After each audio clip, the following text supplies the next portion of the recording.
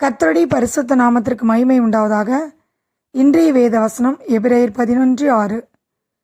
விசுவாசம் இல்லாமல் தேவனுக்கு பிரியமாய் இருப்பது கூடாத காரியம். ஏனென்றால் தேவனிடத்தில் சேருகிறவன் அவர் உண்டென்றும் அவர் தம்மை தேடுகிறவர்களுக்கு பலன் அளிக்கிறவர் என்றும் விசுவாசிக்க வேண்டும்.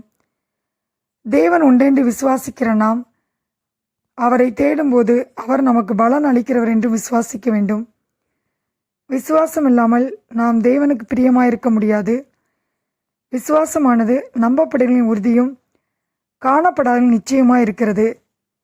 எபிரேயர் 12:1 வாசிக்கிறோம், இயேசுவே நமக்குள் விசுவாசத்தை துவக்கிறவரும் முடிக்கிறவருமாய் இருக்கிறார்.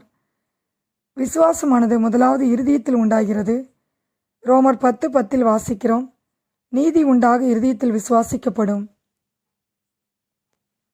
அடுத்தது விசுவாசம் கிரியைகளில் உண்டாகிறது. இரட்சிப்புண்டாக வாயினாலே அறிக்கை பண்ணப்படும் என்று ரோமர் 10:10 வாசிக்கிறோம். கிரியை இல்லாமல் நம்முடைய விசுவாசத்தை காண்பிக்க முடியாது. யாக்கோப்பு 2:17 வாசிக்கிறோம், அப்படியே விசுவாசமும் கிரியை இல்லாதிருந்தால் தன்னில் தானே செத்ததாயிருக்கும்.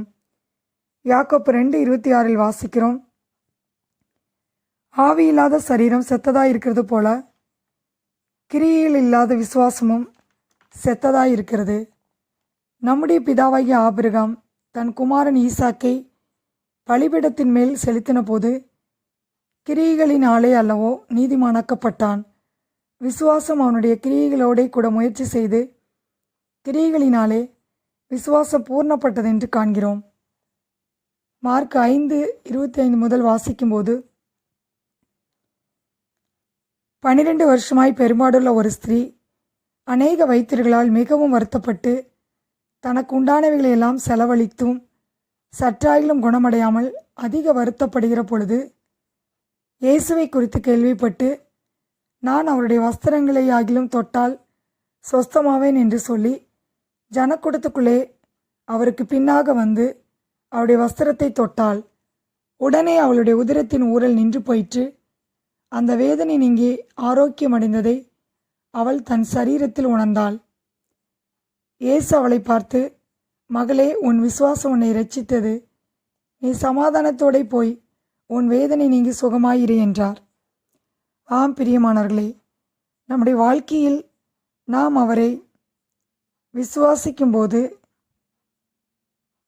நம்முடைய நோய்களை குணமாக்குவார், நம்முடைய குறைவுகளை நிறைவாக்குவார். அவர் நம்மிடத்தில் எதிர்பார்ப்பது விசுவாசமாகும். நாம் அவரை விசுவாசிக்கும்போது அவரிடத்தில் பலனை பெற்றுக்கொள்கிறோம். எபிரேயர் 11:6 வாசிக்கிறோம், விசுவாசம் இல்லாமல் தேவனுக்கு பிரியமாயிருப்பது கூடாத காரியம். ஏனென்றால் தேவனிடத்தில் சேர்கிறவன் அவர் உண்டென்றும் அவர் தம்மை தேடுகிறவர்களுக்கு பலன் அளிக்கிறவர் என்றும் விசுவாசிக்க வேண்டும். கர்த்தர் தாமே இந்த வார்த்தையை ஆசீர்வதிப்பாராக. ஆமேன்.